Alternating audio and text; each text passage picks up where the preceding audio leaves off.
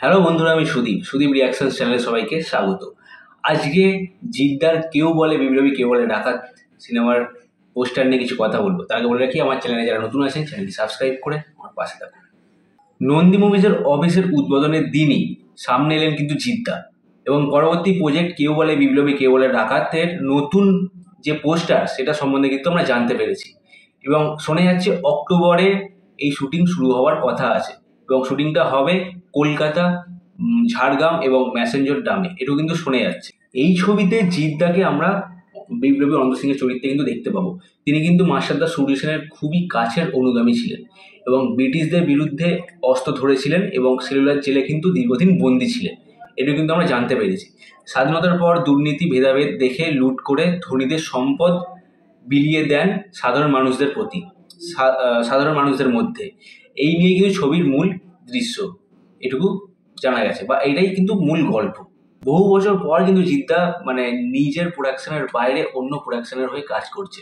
আর এখানে কিন্তু 60 দশকের কলকাতাকে দেখানো হবে এরকম কিন্তু বোঝা যাচ্ছে। তো সেই নিয়ে কিন্তু প্রস্তুতি চলছে, প্রস্তুতি একদম তুঙ্গে যাকে বলে। তো জিদ্দা তো একদম আটঘাট বেঁধে নেমে পড়েছে এই সিনেমার জন্য, এটুকু আমরা সবাই জানি। এবং জিদ্দাকে প্রশ্ন করা হয়েছিল এই বিষয়ে, জিদ্দা বলেছে যে বিপ্লবী অনন্ত সিংয়ের যে চরিত্রটি আছে এটি কিন্তু একটি রবিনহুড এলিমেন্টস এর মধ্যে কিন্তু আছে। তার মানে কিন্তু বুঝতেই পারা যাচ্ছে এটা কিন্তু সেই লেভেলের একটা সিনেমা হবে, লার্জার দ্যান লাইফ বিগ স্কেলের একটা সিনেমা হবে। এবং ব্রিটিশদের সাথে টক্কর এই যে ব্যাপারটা কিন্তু থাকবে, আমরা সকলেই জানি। দারুণ একটা বিষয় হবে। জিদ্দা কিন্তু এরকম চরিত্রে আগে আমরা কখনো দেখিনি, এই প্রথমবার বায়োপিকে দেখতে চলেছি জিদ্দাকে। তো এই নিয়ে কিন্তু সত্যি খুবই একটা ভালো লাগছে, এবং পোস্টারটা তো দারুণ লাগছে। জিদ্দা ওই হাতে সিগারেট, সামনে বাইক দাঁড় করানো আছে, ওই রাফটাপ যে লুক, উফ, জিদ্দা কিন্তু সেই লাগে। সত্যি রবিনহুড একটা ব্যাপার কিন্তু চরিত্রের মধ্যে আসে। জিদ্দা অনেকদিন পর জিদ্দাকে এইভাবে কিন্তু আমরা দেখতে পাবো।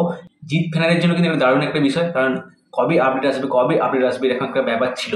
অবশেষে একটা আপডেট আসলো, কেউ বলে বিপ্লবী কেউ বলে ডাকাত কিন্তু আসতে চলেছে, এবং শুটিং শুরু হবে এই অক্টোবর থেকে। এবং এটুকু শুনে আছি 2026 কিন্তু সিনেমাটা আসতে পারে। তো দারুণ কিন্তু একটা বিষয় জিৎ ফ্যানদের জন্য, এবং কি আমাদের সবার জন্য। বাংলার বিগেস্ট সুপারস্টার কিন্তু ফিরছে একদম মাস কমার্শিয়াল অবতারে, সেই ব্যাপারটা কিন্তু এবার আবার ফিরছে।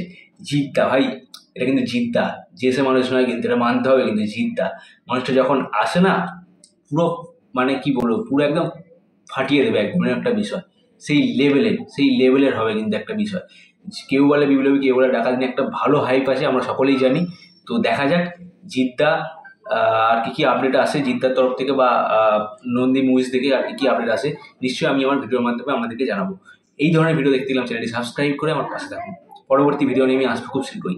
ভালো থাকবেন ও সুস্থ থাকবেন। টাটা।